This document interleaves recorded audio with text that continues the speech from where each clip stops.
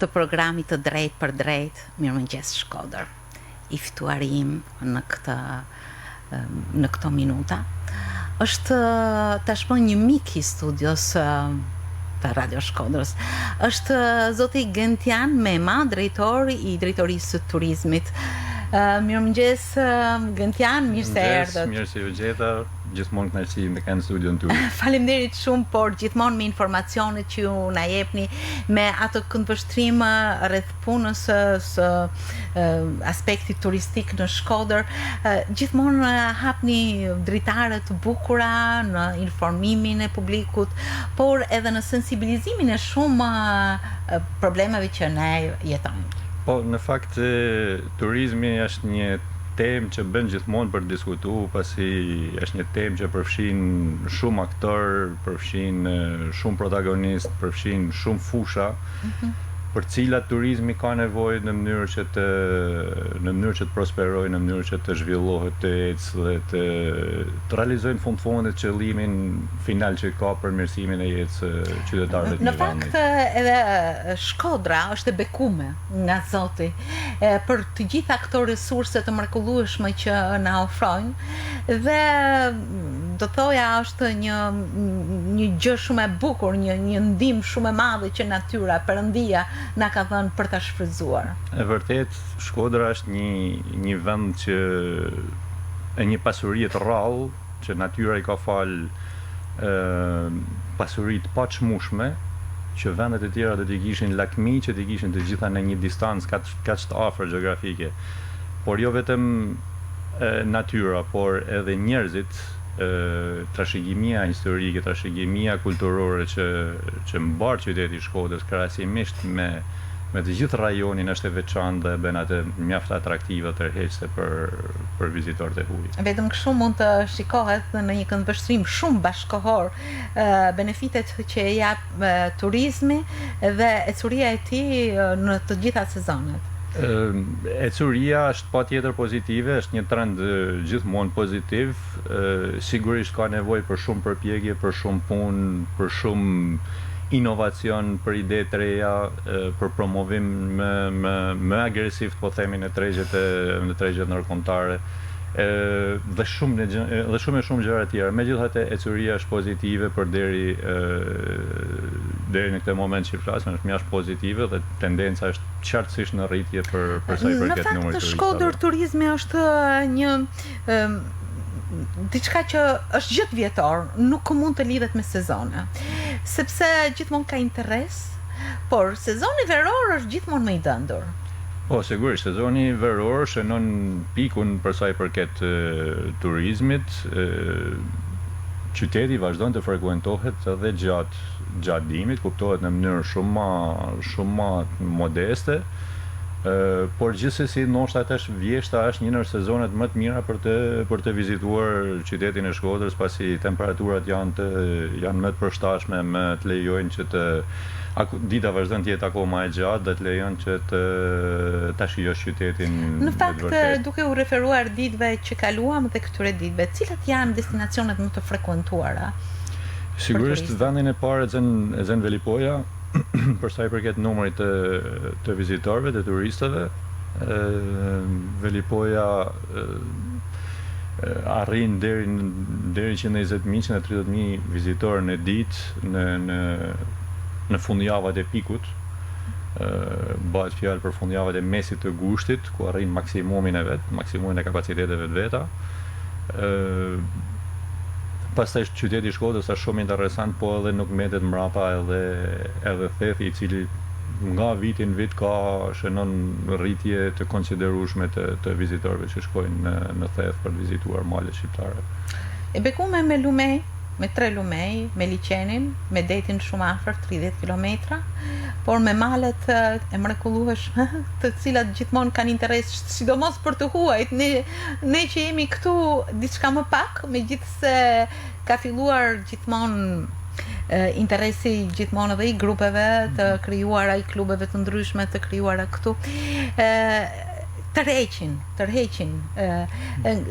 Cila është gjeografia e ardhjes së turistëve? Në qoftë se flasim për Velipojen, Shumica dormuese janë nga trevat shqipfolse, po themi, nga Shqipëria, Shkodra dhe qytetet e tjera të Shqipërisë, Kosova, Maqedonia, ndërsa unë si vjet kam vënë re një dukuri interesante, ka shumë turistë të huaj, domethënë kur bashkë një gjiro në pedonalen e Velipojës, nishe gjuhë nga matë ndryshme që nga i herë dhe nuk kuptohet se çfarë gjuhët është. Po shumë italian kishte, polak, çek, kishte pra shumë, ka pas shumë pushues të huaj. Me sa duket Velipoja po fillon është një trend besoj i ri, ka ekzistuar edhe më përpara, por në mas shumë ma të reduktume, po që po vjen e po zgjerohet nga dita në ditë.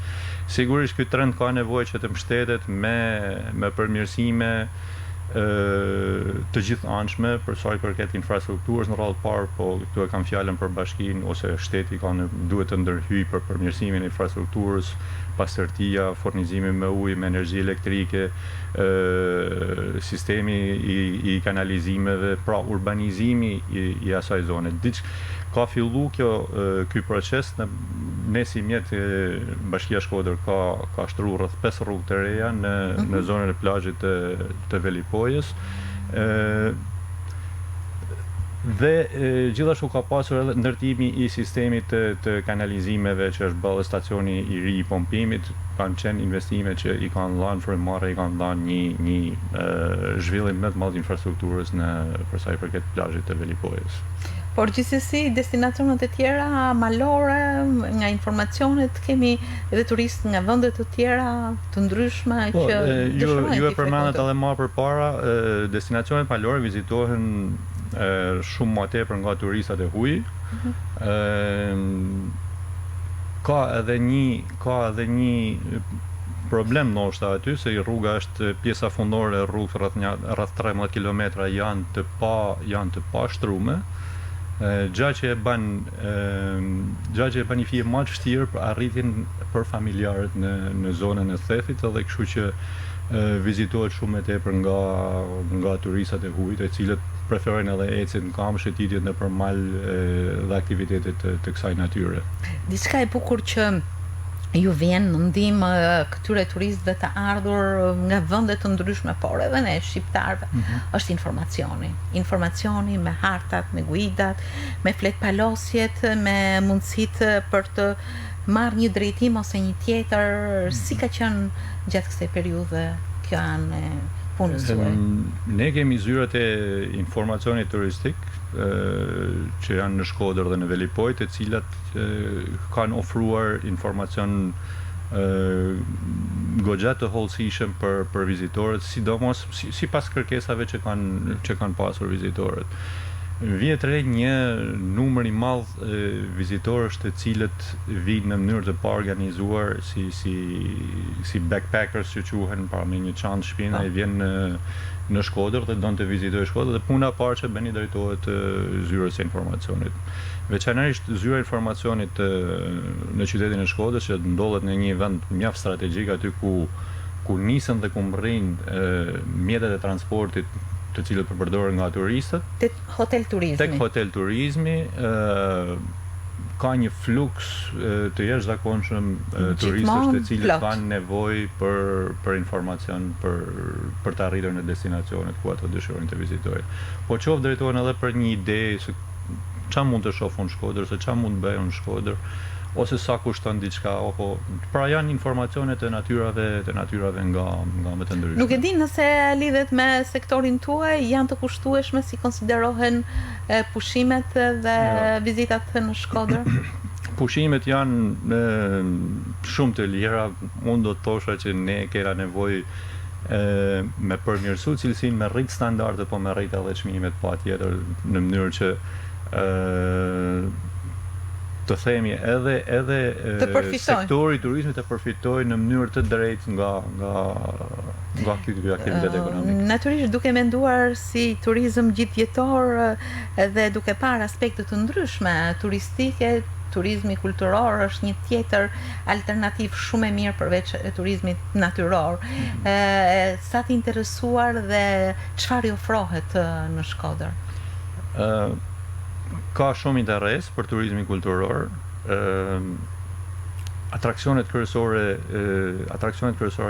janë Kalaja e Shkodrës, që është një objekt me interes të jashtëzakonshëm, me një histori shumë të gjatë dhe të cilën turistët e gjejnë mjaft me interes. Pastaj janë muzeumet. Shkodra ka 5 muzeume, si pak qytete në Shqipëri, të cilët janë Muzeu Historik, Muzeu I Kalas, Muzeu Marubi, Fototeka Marubi, I Dëshmisë dhe I Kujtesës dhe Muzeu I Franceskan dhe Muzeu Prankishës. Pra, një pasuri kulturore nuk mund të kuptohet ndryshe pa ruajtjen, konservimin dhe studimin e këtyre dokumenteve në muze. Po, patjetër. Desha të them, vetëm muzeumet, sikur vetëm muzeumet të vizitohen, të paktën duhen të shkojnë 2 ditë, duke llogaritur edhe distancat nga njëri tjetri, të zënë 2 ditë të mira në qytetin e Shkodrës. Po përveç këtyre, Shkodra ka edhe objekte të tjera të interesit e trashëgimisë kulturore. Qendra historike e qytetit është është ndërruar në një rrugë mjaft atraktive. Bilet në qoftë se kalon verës në pedonalen e Shkodrës më shumë dëgjon gjuhët huaj se sa në Shqip. Kjo është një fakt domethënë të cilën e njehim e shohim të gjithë. Është edhe ura mesit dhe ka edhe plot objektet e tjera të cilat janë të vizitueshme dhe mund të ngjallin interes. Në krye të herës në bisedën tuaj ju thatë që resurset natyrore janë vërtet një mbështetje shumë e fuqishme e turizmit, por nga ana tjetër kultura, trashëgimia, kulinaria, çdo gjë që paraqitet origjinale, panairet, janë një anë tjetër e interesit turistik. Si keni parë këto resurse në zhvillimin e tyre? Janë të gjitha shërbime mbështetëse, janë të gjitha po themi pjesë plus për sa I përket zhvillimit të turizmit. Nuk mjafton një atraksion turistik për të zhvilluar turizmin. Domethënë, ai atraksion duhet të shndërrohet në një paketë turistike dhe paketa turistike përmban të gjitha shërbimet tjera, transporti, kulinaria, atraksione shtesë, ku diun biçikleta me qera, informacioni. Pra janë një seri instrumentash ose një seri elementash të cilët përbajnë paketën turistike e cila në fundit mandej ka një çmim me të cilën den treg dhe përbën po themi bazën mbi cilën mbështeten turistët për të ardhur në një destinacion. Sa rëndësishme është që kjo paketë turistike të jetë sa më e plotë, në mënyrë që turizmi vërtet të shijohet, por të ketë një mbështetje shumë të madhe, duke filluar ndoshta një gjë që është shumë e rëndësishme, shërbimi mjekësor, shërbimet e tjera mbështetëse, qoftë edhe larjet, ku diun gjëra që e bëjnë turizmin krejt të lirë, të bukur, pa menduar vetëm ai që vjen të paguajë dhe të ketë të gjitha brenda. Atëherë, disa nga shërbimet transporti natyrisht është shumë atëherë disa nga shërbimet I shërbejnë të gjitha llojeve të paketës turistike, I shërbejnë një territori të caktuar. Nëse flasim për infrastrukturën, për shkak infrastruktura I shërben jo vetëm turistave, por edhe qytetarëve të banorëve, por kur bëhet një plan investimesh, pra I jepet përparësi zonave që kanë përparësi zhvillimit të turizmit, pikërisht për të dhënë një mundësi më shumë për zhvillim ekonomik. Ndërsa për sa I përket paketave turistike, ato pra arti I krijimit të një pakete turistike është se sa kjo paketë turistike do të koincidojë ose do të përputhet me dëshirat dhe nevojat e atyre që udhtojnë, sepse turistat ndryshëm kanë tipologji të ndryshme, kanë interesa të ndryshme, kanë kërkesa të ndryshme. Pra ka turista që kanë kërkesa të larta të kushteve, po themi, ose të shërbimit, ka turistë që kërkojnë diçka më pak, ose ka turistë që kërkojnë të shkojnë në mal, ka turistë që kërkojnë të shkojnë në det ose dojnë trashëgimi kulturore. Pra, Gjithsesi të gjitha këto. zotësia, arti është sa kjo paketë turistike që ti po koncepton dhe që po e hedh në treg me të gjitha shërbimet mbështetëse, përputhet me dëshirat ose me kërkesat e turistave. Ashtu siç thatë edhe më herët, turizmi nuk është një deg e caktuar, ajo lidhet me shumë anë dhe të gjitha këto ecin paralel ose presin, shoqërojnë njëra tjetrën, gjë që është shumë e rëndësishme, ana e investimeve të vazhdueshme, gjë që çdo vit lë një detyrë për vitin e ardhshëm. Po, patjetër. Do të thënë ne për çdo vit bëjmë planin e masave në kuadër të zhvillimit të turizmit për vitin e vazhdim, pasi siç e thatë edhe ju janë shumë element përbërës të cilë duhet të kombinohen që të kemi një sezon të suksesshëm. Dhe planifikimi është shumë i rëndësishëm në këtë rast, sepse turizmi ka nevojë për një planifikim të kujdesshëm dhe për veprime të kujdesshme. Në fakt ju keni planifikuar shumë aktivitete në vazhdim, duke qenë se jeni një drejtori që vazhdoni të pulsoni me anë të ndryshme, qoftë edhe nga ana e shërbimeve të kulinarisë, të cateringut, i shihni të gjitha këto, por edhe veprimtarive të ndryshme që lidhen me karakteristikat e Shkodrës. Edhe pak ditë ju do të zhvilloni Bashkia e Shkodrës, Drejtoria e Turizmit, një aktivitet gjithë përfshirës, triatloni, i cili është një aktivitet që përfshin 3 gara, bicikletën, crossin dhe notin. Si do të organizohet? Jo, ndeshta të them më përpara, Bashkia e Shkodrës organizon një seri aktivitetesh artistike, kulturore, sociale, me të cilat kryesisht merren janë 2 drejtoritë të tjera, të cilat kryejnë pjesën më të madhe të aktiviteteve. Ne kujdesemi ose organizojmë ose merremi me ato aktivitete që kanë një interes të drejt për drejt me turizmin, siç është në këtë rast për shembull aktiviteti triatlon Labeat. Aktiviteti triatlon, ose më mirë themi gara triatlon, është një garë që zë fill diku nga vitet 70 në Los Angeles, dhe përbëhet, siç e thotë edhe emri, triatlon, pra është 3 garësh, e përmendë, e para vjen noti, pastaj me bicikletë dhe pastaj vrapimi. Me idenë e pjesëmarrjes, nuk është një garë për të fituar vendin e parë, është një garë që synon masivitetin, pjesëmarrjen, jetën e shëndetshme, sportin dhe theksin e vetë e masivizimi. Pra nuk është, ne ndoshta gabojmë që e quajmë garë, është një event, është një ngjarje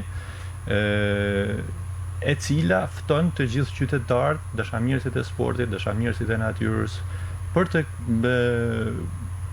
në një farë mënyrë edhe për të njohur, për të përballur me një tjetrin, për të qëndruar bashkë, për të shkëmbyer eksperienca. Ne besojmë se është një aktivitet mjaft interesant, ka ardhur në rritje nga viti në vit. Në fakt ka qenë një iniciativë e shoqatës Water Sport on the Lake, që është një grup dashamirës nga Djem Shkodran, të cilët me dashurinë për liçenin edhe për sportet ujore, e sollën triatlonin në Shkodër. Bashkia e Shkodrës, duke e gjetë një aktivitet mjaft interesant, u ofrua për ta mbështetur dhe për ta fuqizuar këtë aktivitet, i cili, siç e thashë më përpara, nga viti në vit vjen duke u përforcuar. Po në fakt janë qytetarët shkodran pjesëmarrës, apo ka edhe një rrezikim më të gjerë të pjesëmarrësve? Ka një gjeografi mjaft të gjerë të pjesëmarrjes në triatlon. Unë mund të them pa frikë që një pjesë më shumë se 40% janë nga jashtë Shqipërisë, pra, sidomos si vjet, nga kontaktet që kemi me organizatorët, janë regjistruar gati 70 atlet, po regjistrimet vazhdojnë dhe është akoma e hapur. Dhe moshat janë pa kufi? Moshat janë pa kufi, fillojnë që nga moshat shumë të reja ose që nga fëmijët ndoshta, 10-12 vjeç, 13 vjeç, vazhdojnë deri në 65 vjeç, kemi pasur vjet një garues.